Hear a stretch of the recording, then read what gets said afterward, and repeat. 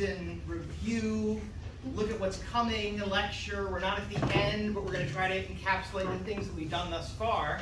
Let me start by giving a few sets of thanks. This lecture is a joint lecture, even though I'm the only one talking. Mario and I have often given this lecture in tandem, side by side. We also noticed that when we did this, we tended to drone on. And so we decided in the interest of dinner that I would handle the talking in the lecture, but that does not mean that it is anything other than a joint lecture. And every part of the project has been co-directed by myself and Mario together all the way through. So Mario's made tons of contributions to this particular lecture, and I want to thank him for all those things, even though he's not standing up here.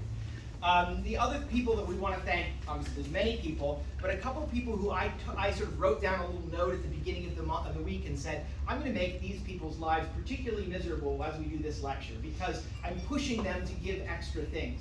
So one of the people who has been pushed to do extra things is Crystal and her team, who produced the wonderful finance display you see behind her.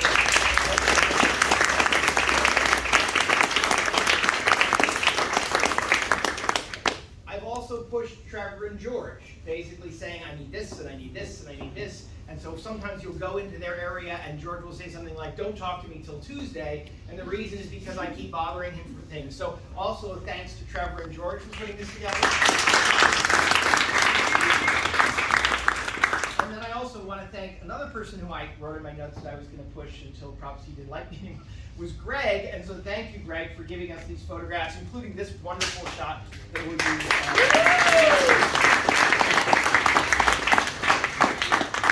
Okay, as I said, I'm going to try to give you a review of what's happening in the different fields and how it fits into our overall research design so you can get a sense for where we are, where we've been, where we're going, some of those kinds of things. Obviously, I'm speaking to a wide array of people. Some of you have been with us for now 4 weeks. This is your 5th week. For some people, this is your 2nd week. For other people, this is your 1st day.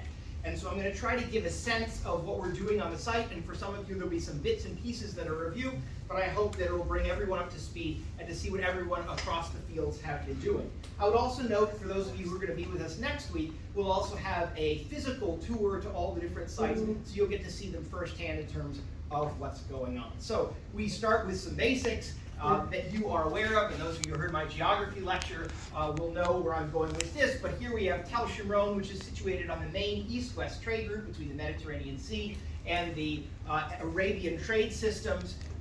There are 2 routes that run east-west like this. One runs through the Beit Natova Valley, one runs through the northern Jezreel Valley, and which of those routes is dominant at any given time really does shape what's going on at Tel Shimron. We came here because we wanted to understand how the economy of the Mediterranean penetrated into these agricultural hinterlands, and we saw Tel Shimron was also a large unexcavated multi-period site that really did fit the research interests of the team that we had assembled from Ashkelon. So we started here in 2016. Just a note to sort of show the site, you've seen this image before, many of you, but one of the interesting things about the site is both its size and the way in which it falls off the edge of the Nazareth Ridge. So as you're on the top of grid 33, you feel like you're in the hills. When you're in the bottom in grid 94, you feel like you're in the valley. You get a different sense of the entire Tel when you're walking around and seeing these different places. And so just a sense of how the Tel lies across the landscape. And then one other piece, sort of preliminary piece, is to say that we've based our excavation strategy off surveys that were done in the late 1970s and early 1980s, and then also the survey that we did in 2016, in which we were able to sort of show some basic ideas about the site. A large Middle Bronze Age city, but then one that was not evenly inhabited through the rest of its history. So it was largest, we think, in the early 2nd millennium BC, but then in other periods it was a smaller site that, as we'll see, moved back and forth across the mound. This has been really nice for us because that movement back and forth across the mound through time has allowed each excavation area to sort of address different questions in history. And so what I have here with these white lines, they represent the different excavation areas that we have. On the right-hand side, grid 33, in the middle, grid 23, 24, and then down at the bottom, we have grid 92 and grid 94, these different areas that we have been excavating. And as you can kind of see here, each one of them addresses different periods in some different ways. So, big picture, many of you know this, sort of the big picture of the site and the way that it works. Now we're going to delve into some of the details. We start out by looking at the site here as we're looking to the west, and you can kind of get a sense of the way in which this sort of spills off the hills into the valley. And we're going to start by looking at this area up top. We often refer to it as the Acropolis, and this is the area of Grid 33, which is elevated much higher than the rest of the mound, and really represents an area that we were particularly interested in because when we looked at the surveys, we found some conflicting ideas. There was a sense in which this area was supposed to be Middle Bronze Age according to the surveys, but farther down the slope we were supposed to find Iron Age material. And so we wanted to understand how these periods related on the Acropolis, and we found out that the surveys were not much help in terms of predicting the kinds of things that we were going to find. So we're going to start with 33 upper and look at this. Now we're sort of oriented so that we're looking north. We have 33 lower down here. We have 33 upper in this particular area. We started excavating this 33 upper area in 2017 when Rachel opened this area as a salvage project. Rachel was excavating with 2 or 3 people, all of whom left, and she was left excavating by herself for a long time. She did wonderful work, but it was lonely. And she excavated this room up here with this cobble surface that you see here, and we sort of said, that's nice, 1 cobble surface, that's plenty for this area, and we went on with the rest of our day. We were seeing these large walls, and also in the middle we were seeing basalt, these prismatic basalt, fragments of prismatic basalt columns imported from far away, and so we thought this was probably a pretty substantial building. When we excavated here in 2019, that was confirmed. This was Rachel excavating again, and she found once again a beautiful cobble surface, more or less at the elevation of the cobble surface she'd excavated before, along with very large walls with very large stones. And we thought, this is a building of some note. We'd like to figure out a way to understand it better and to understand what's going on in this space. So as of 2019, we had a couple cobble surfaces. We had a building that looked like it might turn into one single large building, and we decided to excavate in this space, or on the map in this space, where we might be able to connect the buildings, even though there seemed to be a fair amount of erosion in that particular space. This turned out to be foolhardy, because the area is much, much more complicated than that. And what we have learned in the last week and a half is just the very beginnings of how complicated it might be. This is a top plan from a couple days ago, and it doesn't look that bad with the top plan that you have here, but you really don't get a sense for some of the oddities of this particular space. For instance, we have these large walls here, and then someone decided to build, sort of inset into them, another whole set of walls here, and we're not really sure that it even has a doorway. It's almost like a big basement in these walls. Again, the relationship between these is not clear to us, so we're trying to understand it. If we sort of look at this, you can see these really deep walls with no doorways. Okay, I'm not sure precisely why you do that and what it would look like, but okay, some odd things there. But more than that, as we look at this space over here, and really today I could see it for the best I've ever seen it, it looks like we have a nice cobble surface right here from our top plane. But what you don't realize is there's really 5 different cobble surfaces. And we're dealing with a complex situation where we have 1 and 2 and 3 and so on and so forth. I'm actually missing one that's down here as well. And so we have a series of changes, architectural changes, in floors and in walls in this building that make it very complex as we're trying to understand. It hasn't turned out to be a single unified structure that seems to have existed all at once. Instead, we're finding bits and pieces of rebuilds, which we're really getting the edges of, and we're trying to understand and explain. And so really what we've gotten at this point, we've kind of gotten into the depth of the problem, maybe we can start to say, and we've started to see the way in which this building was rebuilt many times, has a complex architectural history. Now, this complex architectural history right now, we think may still lie entirely within the Middle Bronze Age. That's to be determined, right? But we had in 2017 some seemingly whole or restorable vessels from the Middle Bronze Age right up in this area, and that's been our primary chronological marker. Another thing we're working on in this area is in the places where there are no cobbles, there's a huge erosional trench here. We're also trying to see if this building is the earliest one in this space or if there are earlier buildings below.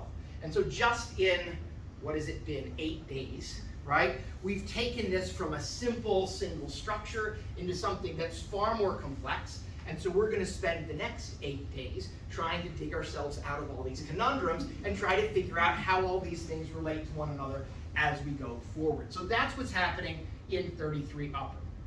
Now if we go to 33 lower, what we find out again in this Acropolis area, this is a space that we thought originally would be Iron Age. That's why we decided to excavate there. That's why Josh agreed to do it. He said, I'll dig this Iron Age material. This will be fun. When we started in 2007, when we started in 2019, we started by excavating 2 parallel walls that we thought were parallel to the slope and probably were both contemporary or roughly contemporary fortification walls. You'll notice one is sort of a yellow and the other is a darker brown. Right? These 2 walls. But there was a strange feature that we had, 2 strange features that we had in 2017, which we really didn't know how to explain. The first one was down in this corner. In this corner, what we had was a staircase to nowhere. You can see it's a staircase. You can see it's leading down, but it runs smack into this wall, right? So first we thought, oh, maybe we're taking a staircase down to a tube or something fun like that. But no, it was a staircase to nowhere, blocked by a wall. Very strange. The other odd feature of this particular setup was that between these 2 walls, we had a massive amount of pottery and animal bone that had all been dumped in there. So a huge dump of material, and that dump of material included very strange pieces of pottery that are known from only a few other sites. These are from the Middle Bronze Age. All the pottery was from the Middle Bronze Age. And the pottery that we have here is of a particular type called a Naharia bowl or a Naharia lamp that looks something like this. And there's a whole bunch of them at the site of Naharia, which is more or less due west or a little northwest from here on the coast. And at this site of Naharia, these are connected to a major cult center, so a major religious center, and we're not sure exactly how they're using them, but we are interested in that connection. After we excavated this material, we had the second largest collection of this material, and it made us think that what we were dealing with was some sort of dump from an area like the Naharia High Place, like this cultic area that we had in the town farther to the west. Okay, those were the sort of 2 oddities that we had in 2017. So in 2019, so in 2021, this was one of the areas we chose to expand when we had our sort of smaller COVID season last year. And when we expanded them, we excavated sort of following these walls. We wanted to see where they went. And this is sort of a complicated plan, which stymies. This wall seemed like it more or less continued here, more or less, right? So we had some sort of continuity here, and then it had been cut by several pits and other things that were going on, so that didn't bother us too much. But this was a mess. And it was a mess not only because it doesn't quite make sense in terms of where all the walls are going, but also because this wall here, this brown wall here, was a completely different substance than this one, and this one. They were all the same. You could see the mud brick lines, they were light brown. This was all sort of a similar construction, and this one was strange and different. So we started to try to figure out, how does this work? As we're figuring out and we're digging these things out, digging out between one wall and the second wall, and I'll show you this in just a second in a way that will make it clearer. We were digging down in this hole, and there's Josh digging down in this hole, trying not to get hit by a pick, wearing a helmet.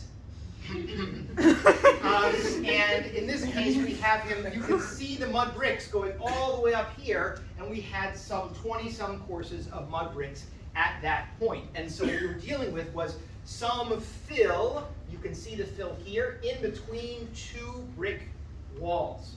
we spent time in the fall thinking about this, and finally in December, I was emailing with George and Mario and Josh trying to figure out what in the world we were looking at as we were putting together the different plans that we had. And as we were putting together the plans, we were sort of figuring, what do we have and what don't we have? What are the places that we're sure about and not so sure about? And as we started to look at the solid lines that we were more sure of, we realized we had this area where we had two walls, one of which that stopped, and they more or less created a passage between them. And this was a pier, and this was a pier, and then all of a sudden there was a little offset that matched, and then here another offset that matched as well before they continued on. And the matching of the piers, one pier and two piers, and the way the walls were parallel made us realize we were looking at something that was originally constructed together and probably represented an original way of entering the city. So we went back to our plans and started looking at what we had, and what we argued was that this wall was later and was plugging up the area, and so we remove it from our thoughts as we sort of understand what's going on. And we had an entrance to the city, sort of a back door, not public entrance to the city, a very narrow one that went through this wall, through this chamber, through this passageway, and kept going into the city. Okay, let's test this. Let's see if indeed that's what we have. So we looked for parallels first, and the best parallels we could find, or the only parallel we could really find, was a parallel from the gate at Megiddo from Stratum 13, which would fit in terms of time, where you have people making a turn, running around sort of next to a wall, and having a complicated gate passage, although this is a much larger gate than what we're dealing with here at Tel Shimron. Okay, so we're trying to understand this space, and in 2022, we decided to finish excavating the spaces up here, excavate out the fill between the walls, and continue down in the spaces to try to understand what was going on in this area. Let me go back and say, the blue arrow is going to be the direction of this next photo. So imagine that you're standing up here and looking down at the passageway as we have uncovered it. And you can see the depth of the passageway. This pier matches this pier matches a pier that we can now see exactly matches it on the plan. And what we're dealing with is some sort of a gate into the city. A very narrow gate, a backdoor gate, a postern gate, something like that you might want to describe. And we're finding the preservation is extraordinary, that we have the bricks now preserved up to 30 courses high. So this is higher than 3 meters. It's an incredible sort of set of preservation. And then we're continuing to excavate in this direction to try to see where it goes. And so here's Colin pretending that he's being safe as he is working in this direction, trying to find where this passageway goes. And one of the things that we noticed, and you can see it in this photograph, is you notice sort of the line you have here and here and here. What we've now found are bricks that span the outer wall and the inner wall. That is to say, we're looking at the foundations of a second story for this structure. How did these bricks stay up? What was the thing that kept them from collapsing into the passageway? Now at Ashkelon and at Tel Dan, the answer is an arch. We don't know whether that's going to be the answer in our particular case, but what Colin and Josh and the rest of his team are doing very carefully is excavating down in this passage. They've now found, I think, at least 6 courses, probably more today, we'll look at it tomorrow, where the bricks are preserved horizontally, spanning the area of the passageway, and we're descending and trying to see at the bottom of those bricks what holds them in place, because we're dealing with a gate system whose roof is preserved, that's preserved some 3 meters high and is a back door into the city. This is a monumental, it's a monument, right? It's monumental architecture, and it's very, very rare. The only reason this is preserved is because it was backfilled with pottery and stone in this space, and the pottery and stone that we have dates more or less to around 1750 BC for the fill in this chamber. We're really interested in the date of the construction of these walls, the date of the use of these walls, and we hope with some of the floors that are coming up at the very bottom of these passageways that we'll be able to find that out using radiocarbon dating. I would say is going to be our best hope in terms of putting this together, because there isn't a lot of pottery on the floors in these spaces as we see them. So this is an area that we may end up with the second arch gate that's known from the Middle Bronze Age. The only other complete example is Taldan. Our preservation is extraordinary. It's a different kind of gate. No one has one like this anywhere sort of in the Middle Bronze Age that's preserved in this way, and so this is going to be an exciting find as we try to understand the architectural history of this region. So this is what has been happening in 33 lower. So again, this is this outer wall, and the outer wall, as we've excavated it, if we look down and see, we're looking out and see the edges of this outer wall and leading into the passageway. And I'll show this to you in a plan here in just a second. So this is what we're looking at. We're looking at a Bronze Age gate system with mud brick walls, 4 meters on this side, 2 meters on that side, with a passageway running through up to this point where all of a sudden the passageway is now roofed. The roof is preserved, right? And then on the outside of the walls of this area we have stone, and the stone represents the edge of a stone rampart. I would illustrate it using this from Ashkelon. We have this mud brick wall, and then we have a huge stone glacis on the exterior, and that's the kind of thing that we're finding here, only in our case, if you snuck up here, there's a back door into the city that we're looking at. Later, now around 1750, we have this area blocked up. Pottery is filled here, stone and pottery filled in there. Again, all that material dates to around 1750, NB2A to B. And this becomes a solid part of the wall, and everyone forgets about this entrance for almost 3,800 years. One little piece from 33 lower that I also want to mention. I don't know, Crystal, did you put this in the finds display? Did you put the gold in there? No, we don't have to. And I'll show it to you. Crystal did an amazing job with this. Because we started this area to try to find the Iron Age, and there's one pit right here. And maybe another pit over in that Josh is working on right now, but one pit here that did have material from the Iron Age, and it was a pit that included 11th century material, like this. And we have whole vessels that can be restored, a bronze bracelet, and I wanted to show this because Crystal and Greg spent a lot of time this week working on it, and it looks fantastic. A gold foil, electrum foil piece that would have been covering something. You can see the stringing hole at the top, and if you look carefully, what you can see is the way in which you see these creases in the gold foil. And if you follow the creases, you see that they come off like this and come off like this. So as you look at it carefully, what you see is the stalk of a plant with a lotus flower at the top and fronds that come off this way and come off this way and end up in these swirls. A swirl here and a swirl up here. Do you see it? Right? This is a classic Canaanite tree motif that we have represented in ivory, but there's not another example of it represented in gold.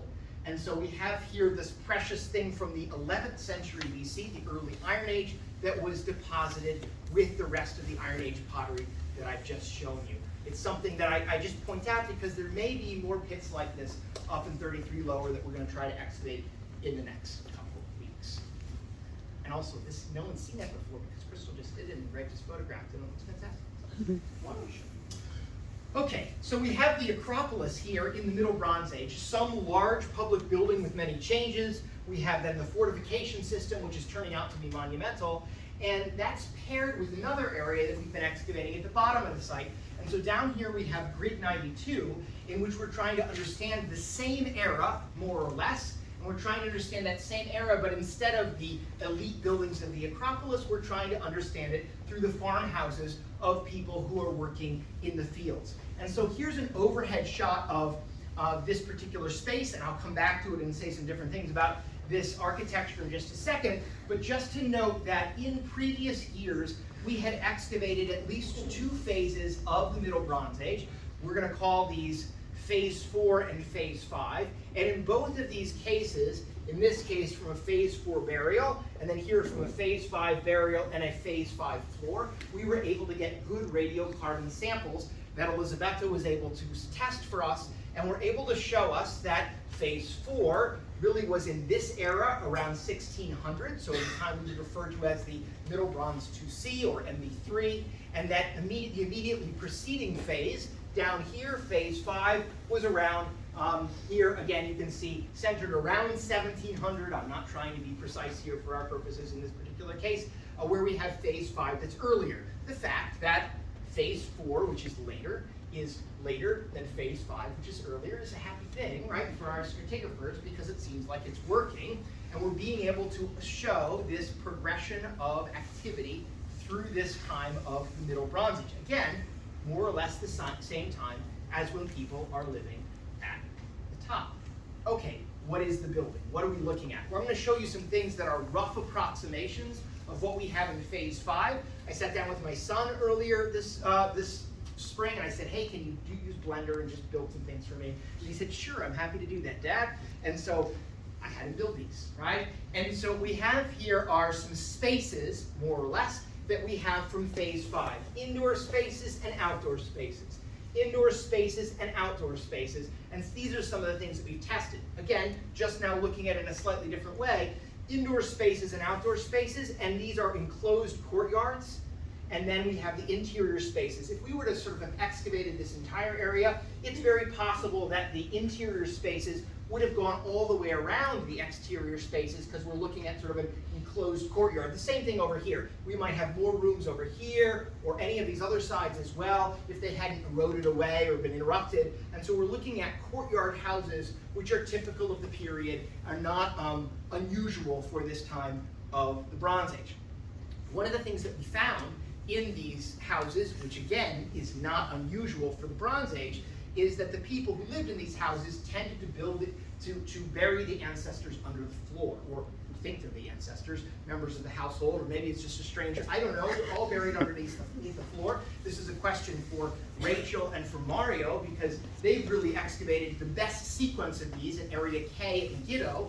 But we find then people buried in cists here, stone-lined cists as an example. We find people buried in jars. So we have infants buried in jars, often accompanied by pieces of pottery. You can see Rachel excavating one last year. Those are two examples, but if I just put on some more arrows, these are all more. And so these are all examples of ones that we excavated in previous seasons. Small infants or other people from these households, we would think perhaps, who were buried underneath the floors of the phase 5 houses, mostly phase 5 houses. This year we excavated more people from the same period, from the Middle Bronze 2B, probably from phase 5 in this particular case. And so we had one that was against the section, right? This was a person you can see again buried with grave goods like this perfume juglet, right in the section. And then another one I'll show you that was excavated here. This is a very old individual with really, really bad teeth, Rachel tells me. The teeth, right? Yes. The teeth were very worn. So either the person was relatively old or they had had a really rough dental life. Now Rachel's done a lot of studies where she's looked at how people use teeth for tools, as tools, in terms of how they hold things in their mouth, and you really can see that that destroys the dentition, so don't try this at home. But anyways, this is an older guy, but you can see we have him, and again, we think it is male. We have multiple vessels that are with this individual, and so again, 6 vessels, 7 vessels in this particular case. We're finding lots and lots of pottery with these individuals, which we're able then to sort of stratigraphically put into this pattern of Middle Bronze Age architecture in the buildup through time. Sometimes we find other things, and so this is an example that was found with the individual I just showed you. This is bone inlay, and this bone inlay would have made a box. Here's some examples. This is from Megiddo, and this is also from Megiddo, but from the earlier excavations at Megiddo. I think the one on top, Rachel and Mario, you both excavated that one, yes? Yeah. So this is from their excavations where they found inlay scattered in this square that we have here, and then here's an actual box still more or less intact. So what we're looking at here is inlay that would have been around a box that would have been with the individual when that individual was placed in the pit that they ended up in. So we're finding other things in here that are part of understanding the rituals around death in this particular period, and it fits into a pattern. It fits into a pattern of Middle Bronze Age burial throughout the Jezreel Valley, at least in this time of the Middle Bronze 2B and 2C. Sometimes we find very few bones, but still tons of pieces of pottery. I just showed this slide, but Adam showed me one earlier today that was better than, that I didn't see yet, and it was 11 vessels stacked one on top of each other, and there was very little bone in that burial that was preserved. Is that right, Adam? That's right. So we're getting tons and tons of vessels that we have in decent stratigraphic contexts, and we're trying to understand those stratigraphic contexts chronologically, because the combination of these excellent whole vessels and the ability, we hope, to be able to put them all in a chronological sequence connected to radiocarbon would make a great contribution to the sort of microstratigraphy and chronology of the Jezreel Valley. Because there are very few other places that have this kind of a sequence that they can link to the ceramics that show any difference. And so we're trying to show differences from, let's say, the end of the MB2A, the middle of the MB2B, and so on and so forth, in a way that will make this a type site for the seriation of pottery in the Jezreel Valley. So again, we're going back to this idea of how do we do that. And the way in which we do that has been to cooperate with the Weizmann Institute, who's here, right? Wonderful. They've been fantastic to cooperate with in 2017 and 19. And what I'm trying to show is in this space, in this area, in the corners of these spaces, I'm going to go back here for a second, we're dealing with this corner, and then I'm going to deal with this corner. So in the first corner, these are all the samples we've already taken for soil analysis, right? We're trying to get the soil profiles, we're trying to understand what changed through time, including lots of samples off some key floors. And these samples off key floors, obviously done sort of carpeting these key floors, in some cases even showed anomalous things like concentrations of copper that may indicate certain types of activities that were happening on this floor. Suffice it to say, we've gotten many good samples that we can use in order to be able to talk about what's going on in this floor, and we've gotten dates from phase 5 already in the earlier things we've done.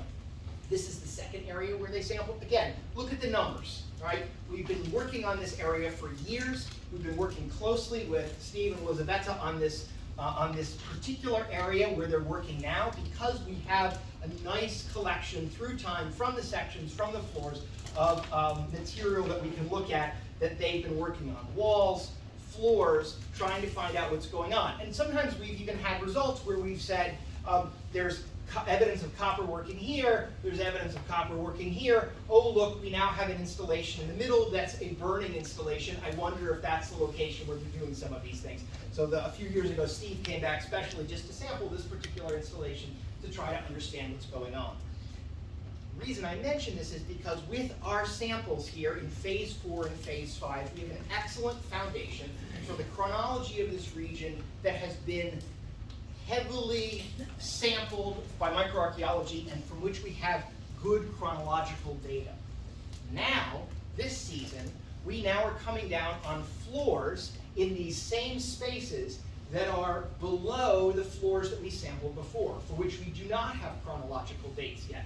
And so as we look at this space, we find that we have floors that we sampled a few years ago, for which we have good chronological dates, and below that we have another floor, you can see this line across, that we haven't sampled yet, or maybe we sampled today. And we're working on today this floor and these spaces in order to add it to our library of samples that help us to understand this space. And again, we're understanding more than chronology, but in the grand scheme of things, chronology has been one of the things that we were trying to focus on. Can we provide more specificity to the chronology of the general Jezreel Valley by using these techniques? And I think the answer is going to be yes. We have these floors here, and we have floors over in this space as well, all of which are stratigraphically earlier than the floors we tested in 2019. So we should have the phase 4 material, the phase 5 later material that we excavated in 2019. Now we have another phase below that, a third phase of Middle Bronze Age material, and our current understanding is this much. This might represent yet another earlier phase of material, so potentially 4 phases of Middle Bronze Age occupation in close stratigraphic relationship that are connected to beautiful assemblages of whole vessels that are found underneath the floors in the burials. And so our goal is to be able to say, this is what it looks like in the earlier Middle Bronze Age, this is what it looks like in the later Middle Bronze Age, by combining ceramic chronology, microarchaeology, radiocarbon dating in this particular site. So the information here is extremely rich as we're trying to put all these things together, and we're very eager to find out what all of you are going to do this week and what wonderful things you're going to tell us by the end of the week. No, it's not going to be by the end of the week because we'll not get radiocarbon dating by the end of the week. That would take months. But we're going to, what? We're going to have a wonderful sequence, and we're going to be able to say some interesting things about what's going on in the Middle Bronze Age. I would be loath to leave this area without mentioning the artifact I always mention whenever I'm talking about Shimron, which helps us to understand another thing that's going on at the site. Right in this corner, in that later phase 4, we found in one of our burials this cylinder seal. You can see this cylinder seal, and I love this illustration, so it's got to come up in just about every lecture, right? It's just sort of fun to watch it roll out, because it's such a detailed cylinder seal.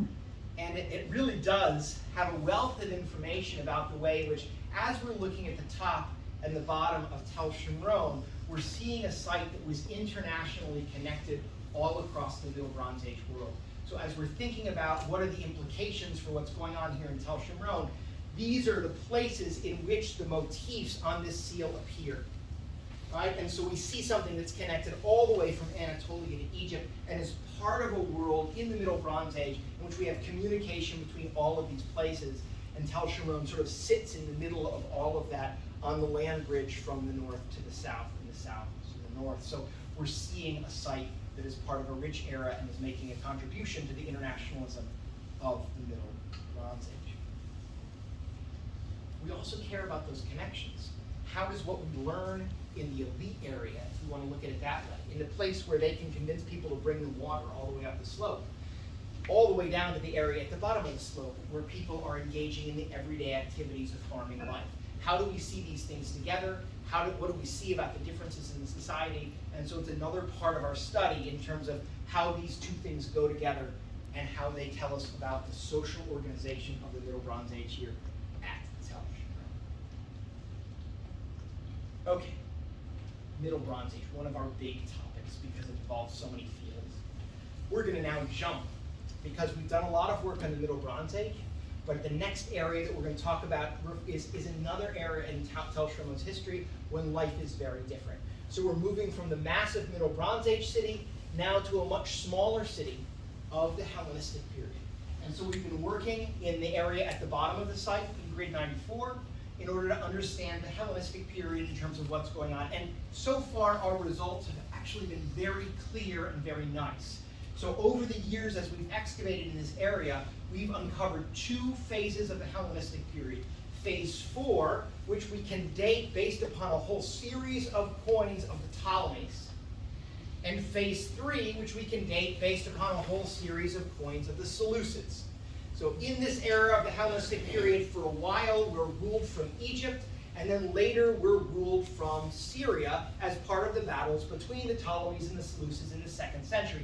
And in this time, when Tel Shimron is part of that Hellenistic world, we're heavily connected to the Mediterranean Sea in just about everything that we find and everything that we do. So we have Rhodian stamped amphora handles that show imports to the site in the late 3rd and the 2nd century. I like this fellow that was just found this year, Salinas.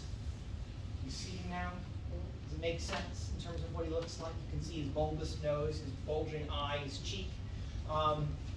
This was a god who was drunk almost all the time. But when he was drunk, he came up with wonderful things. He came up with prophecies and all kinds of things like that were important. And so one of the things that we're seeing is that Hellenistic world, that Hellenistic culture that is present here at Tel Shimron in this period. And it shows the way in which, in all aspects of culture, Tel Shimron is connected to Akko. And it's bringing things in from sites like Akko and from the coast, a very international repertoire of things that you see. And this is true in just about all of your pottery buckets as well from grid 94. And we asked the question, what is Tel Shimron giving back? And so one of the things here has been the work of our botany team, which I will try not to summarize because I'm sure I will get it wrong. So just ask Alex and whatever he says is true. But one of the things we find in the Ptolemaic period in particular is the growing of emmer, wheat as one of the hallmarks, perhaps, of the Ptolemaic period. And so the people, the farmers at Tel Shimron, are growing things to be sent to Akko and then to other points, perhaps, in terms of what's going on. So they're exporting wheat. That makes a lot of sense. That's the kind of thing you'd expect them to do. The other thing that we find them growing, that we're seeing the botanical record during this period, is flax. We were just having a flax discussion, and Kathleen was telling me all the thoughts that I have are wrong about flax. Maybe they are, we're working on that, but my lecture didn't catch up with our conversation this morning, and so I still have a gorgeous loom from the flax, thinking about the flax and the way you would weave it in the linen and some of the other things that you're using it for. It may just be the flax seed, she tells me, that people are interested in, and flaxseed oil and some of those kinds of things that were being grown at Tel Shimron. But we're trying to get a sense, if Tel Shimron is this international city in the Hellenistic period, what are the kinds of things that it's giving back? Tel Shimron has been interesting in the last few years in Grid 92 and Grid 94 because of the fact that it's abandoned sometime in the 140s. So during sort of the end of the Seleucid period, the beginning of what we might consider the Maccabean period, we have Tel Shimron abandoned, and with it all of that internationalism leaves. We talk about it being abandoned because of sort of whole or almost whole vessels that are found in various places. We have coins of Demetrius II, which might be from the 140s, which pushes it to that date. We also have analysis from taboons and this other installation, which may or may not be a taboon, I don't know, that shows that they were both last used at the same moment in this 140s period. So Grid 92 and Grid 94 have Hellenistic material. They both ended exactly the same time. That time is in the 140s, and what we think it is related to is the departure of the Seleucids from this area. That's important in a lot of discussions that relate to the population of Jewish Galilee in the Roman period, in terms of who makes it up, how did they get there, and in our site we have a very clear break between the end of the Seleucid period when the people leave and the coming of the Roman period, which I'll talk about in just a second. After 140, Grid 94 is abandoned. And so we have coins, it's a nice pattern. We have coins from the Hellenistic period, which I've just been talking about, then a gap, and then we have coins from the 4th century. So these coins we can see 355 to 360, 337 to 340, we're into the 4th century. There's a big earthquake in 363 that destroys an enormous amount of Sepphoris. This may be the reason why this particular thing is short-lived, this last phase of occupation in Grid 94. But this year, what we've been trying to do is to understand a little bit more, we spend most of our time understanding a little bit more of this 4th century phase 2 material. And so I want to sort of focus on this particular area that has been excavated from topsoil down through phase 2 and into, we're just reaching now, this is phase 3. But as we've excavated this material, I want to show you something different. Because we've tried to record this in a different way than we've ever recorded it before, at a higher level of precision than we've ever recorded it before, and we're not even fully sure of the implications of this, all the ways we might want to use it. But I want to show you this recording that we're doing of this particular space. Trevor's been working on LiDAR for the last 2 years, and before him we had another team that was working on developing LiDAR as a way of recording things in the field. LiDAR has been used widely in archaeology, but primarily it's been used to record monuments or to see through the jungle, to be able to see massive cities in Guatemala or other places like that.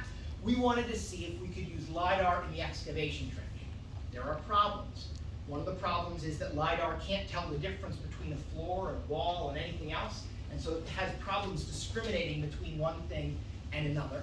And the other thing with LiDAR is that we change everything so fast that what you do one day and what you do the next day don't look anything alike. So we wanted to see, can we use it? How do we overcome these problems? And so we started using LiDAR in 2019, and we came up with things like this, which is useless, right? This is the things that we're getting out of the LiDAR machine. It's all drifty. You can't see anything. Even when we were sort of removing the noise, it would kind of look like this, an impressionistic picture of an excavation area. And we were finding great difficulty in controlling the drift of the machine as we walked around with it, and great difficulty in controlling, since it was scanning so fast, so many places with its laser, putting each one of those scans together in anything like a coherent fashion. So this was what we did in 2019, and again, it might have been fun, it might have looked advanced, but it was useless in the archaeological trench. So we tried again. And Trevor came last year, and he produced things like this, which is somewhat better, but also not useful for us in any particular way. You still have huge errors.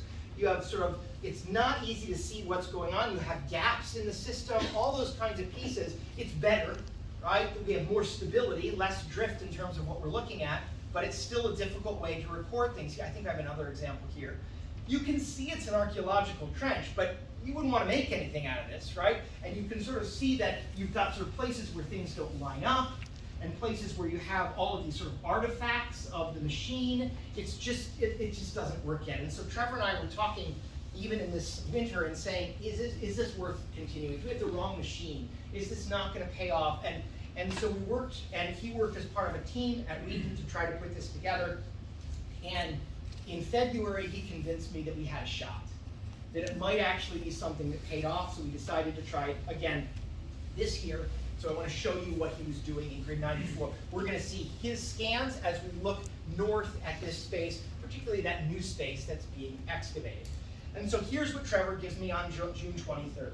First of all, you can see we're much clearer in terms of what's going on. There's far less noise in terms of what we're seeing. But now we're going to be able to implement the key idea that we started out with in the first place. And that's this. What Trevor is doing is he's comparing the scan from June 23 and June 24. And as he compares these carefully georeferenced plans, what he's able to do is to eliminate from his consideration everything that's the same. He can do this automatically. We sort of develop the protocols to put this together. So he doesn't have to decide whether something's important or something is a wall or a floor or anything else. He lets the grid supervisor make that decision. So when a supervisor tells you dig here, they're giving the information to Trevor that he needs. He then takes the scans and isolates those things that are different.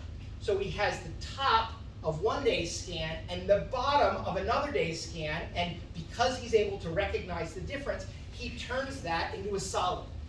Piece of one scan, piece of the other scan, and what he's just captured, without asking anybody really any questions, is he's captured exactly what you did dig. And he's done it with a relatively high degree of precision. So let's walk through and see what Grid 94 did dig.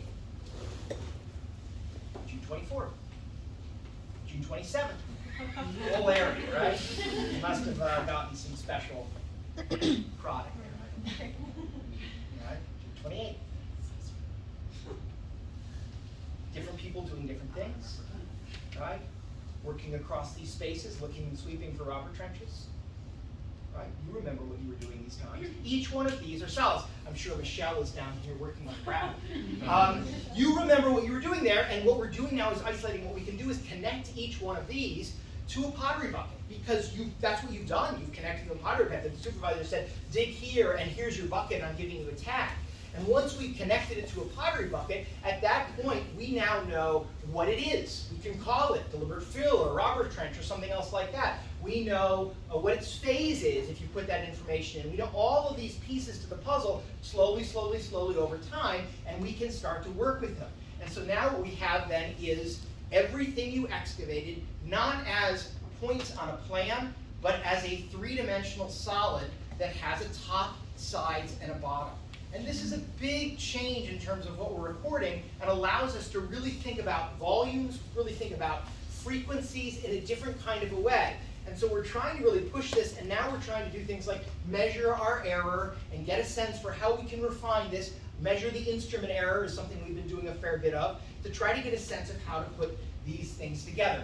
Just as an example, I was trying to show what Grid 94 was up to in this image, but there are things that I can do with it for which Grid 94 isn't the best example. So an example that I would want to show you of what we're doing is, here's Grid 33 last year, right? 33 lower, and you can see it's a kind of a mess. This year, here's Grid 33, in which we've isolated only the material that's been removed from the passageway.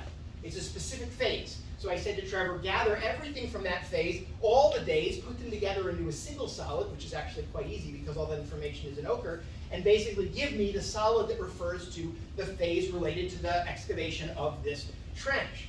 Now watch what he's going to do, because he says, oh, the next phase that we have here are the Mamluk inhumations that we have across this space. I wonder what happens when I put them together. And there they are. Right? So these weren't excavated over one day, these were excavated over many days, right? But because they were phased and we know what pottery bucket they're associated with, sure enough, we can outline them all across this space.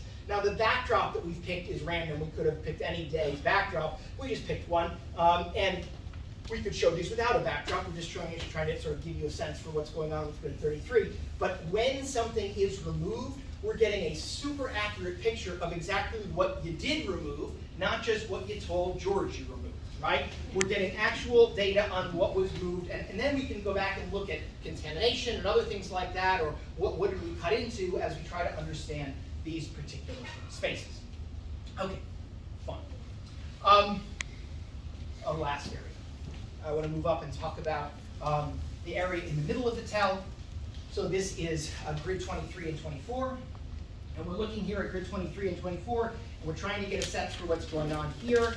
And I will do my best to speed along. I understand dinner is waiting. In the Roman period, Tel Shimron is one of the areas that is a suburb of Sepphoris, which many of you visited last weekend and got a sense for that big city. And so we're dealing with a smaller Roman site. We found the areas that we've been excavating by both the surface survey and doing ground penetrating radar, and so we've been excavating in this space since 2017. This represents all the different phases. I won't go into it in great detail, but the main buildings that we've been looking at have been buildings from the Roman period, from the 1st, 2nd, 3rd, and 4th century CE. So this is the building we're looking at. With this building is our sort of building 1, a street in between. We have building 2, and then an area I've called the industrial area in this particular space. Here's another reconstruction of building 1 with the ritual bath in the corner. So we have that building, which is a residential area. We have building with it had stone vessels, so they're typical of Jewish villages of this particular time. We had the second building with this window wall, a corazon wall. Here's a picture of it from the other side. This wall, this wall. And in 2021, we excavated more of this building, specifically this area, to try to round out what was going on in this part of the city. And one of our most important finds was a floor right here. This floor, which is going to help date the construction of this building. So we excavated this floor last year. This is a picture of the floor. We have a great problem with floors in this area, as those of you who have excavated realize. But this was a good one with some plaster on it. And there we found embedded in the floor this coin with Tyche on the top and a ship. You can see the oars of the ship on the bottom from the 2nd century, early 2nd century CE. So we have a building which we have good dates for in terms of its earliest dates. We do have earlier coins as well. This is a coin of Vespasian with the Temple of the Vestal Virgins on it from the 1st century. But we definitely have material from the 2nd century BC, 2nd century CE, all the way through the 4th century in this time of the Romans. This year, we wanted to expand this area. And so as we've expanded this area, Jordan noticed these beautiful ashlar stones and said, I would like to dig those. They look like they might be a beautiful building. And in fact, the stones are quite beautiful. So we've been excavating past these stones into a new area. And this new area, you can get a sense for Trevor. We have before and after. Here's our stone wall down here. And as we're looking at this before and after, we're trying to figure out what activities are going on in this new space. And so as we're looking at this area here, one of the finds that everyone who's gone by notices, and is a really lovely, spectacular find, is this grain mill found in one of the excavation corners of the room. So it would have functioned like this. You would have flipped that over, put the bars in here, and as you turned it around, you could put the grain in the top and the flour would come out the bottom. And so we have an industrial grain mill, and in this same space, near the industrial grain mill, wouldn't you know, we have one taboon here, a bread oven, and a second taboon here, another bread oven. So our grain mill is here, our bread ovens start here. This does seem like an industrial area where work is being done in this Jewish village of the first 4 centuries of the Common Era.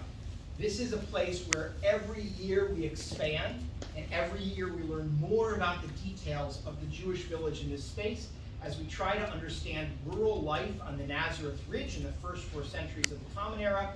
This is the time in the earliest 1st century of the New Testament, also the time of the writing of the Mishnah in the 2nd century, an important formative time for both Christianity and Judaism. And this site is right in the center of a world that extends from Sepphoris over to Beit Sharim, places you've both been.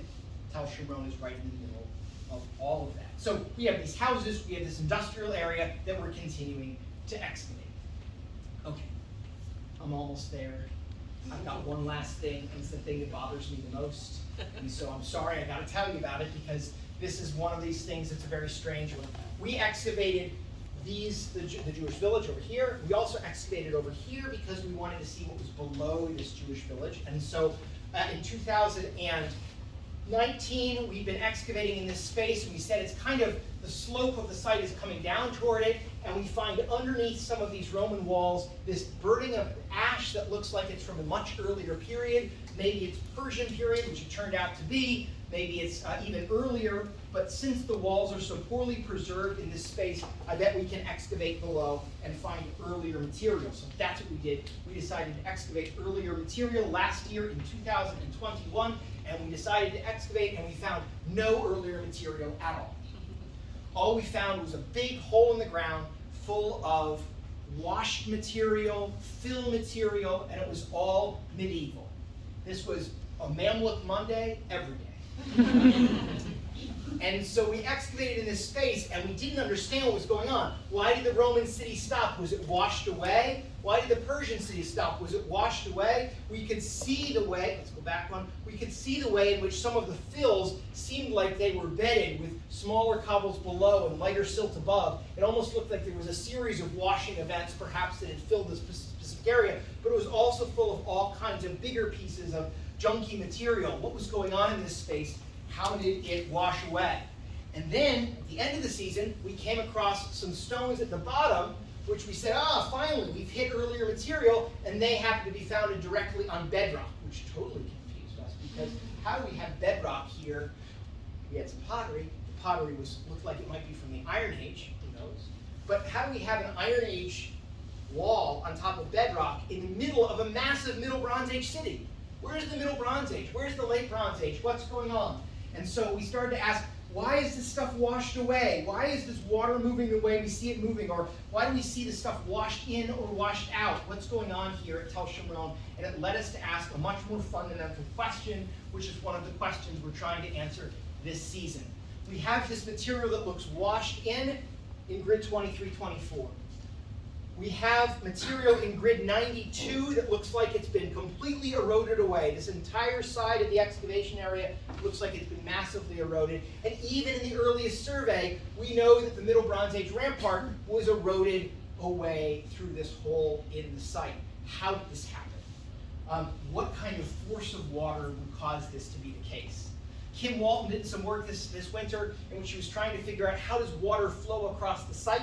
And in her work, she basically argued that water from here would flow both to grid 23-24 and down to 92 and out that hole, which was interesting in the sense that that water would flow in the ways we might predict it needed to in order to erode all those areas. But there's not enough water to do that.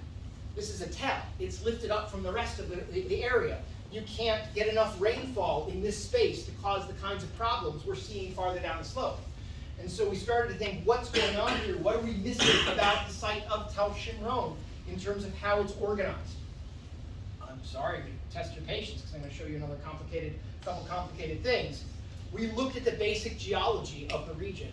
And as we looked at the basic geology and saw the transects that geologists had done, we realized they'd done transects across the region, and they mapped the basalt layer from the Miocene period and limestone layer, more or less limestone layer from the Eocene period, and in between, all across the Jezreel Valley, whenever they got down below the basalt, they found an aquifer.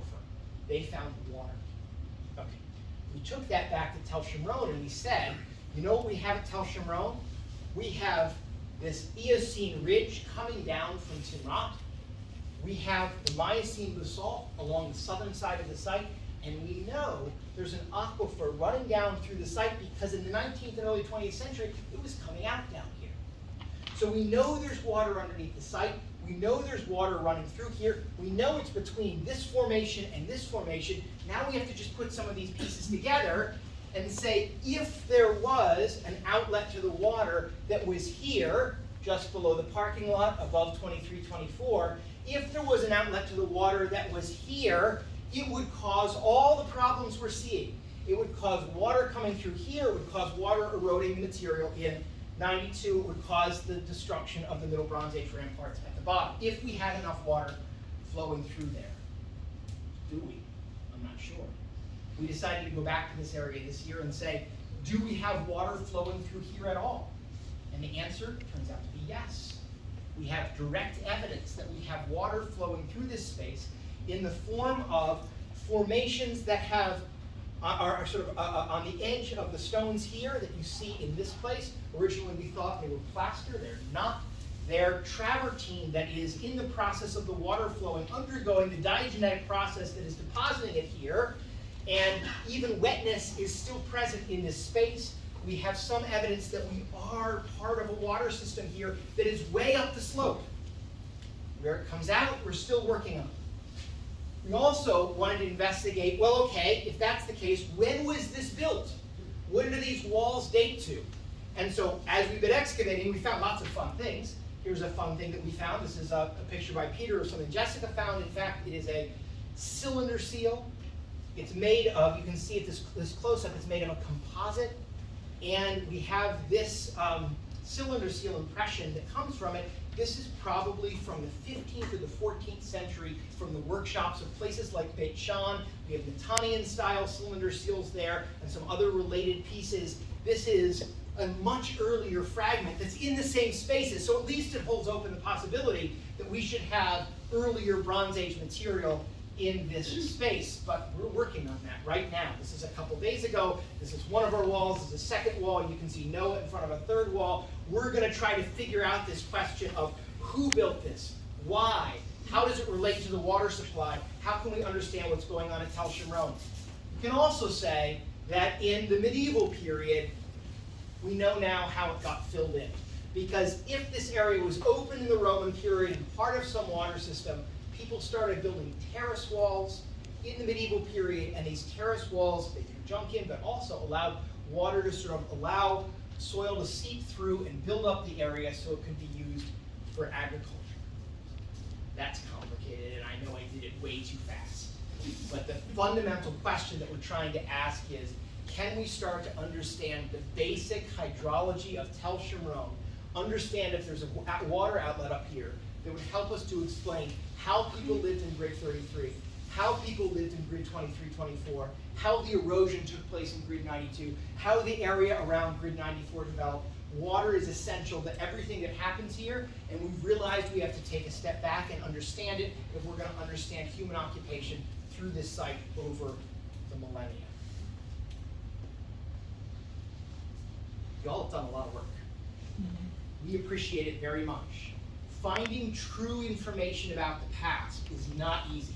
Coming up with false information about the past, really simple, right? But you've seen all the work it takes to carefully gather all this data, to try to put it together, to try to test it, to try to be critical of what we're doing in order that we can try to understand the history of this region.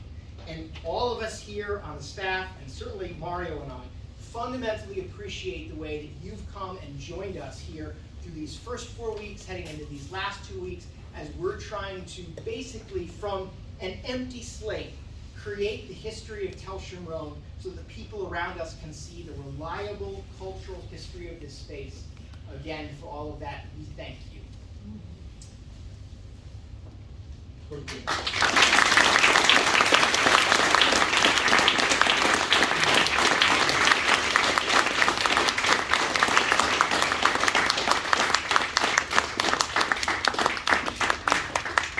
think I did pretty well on time.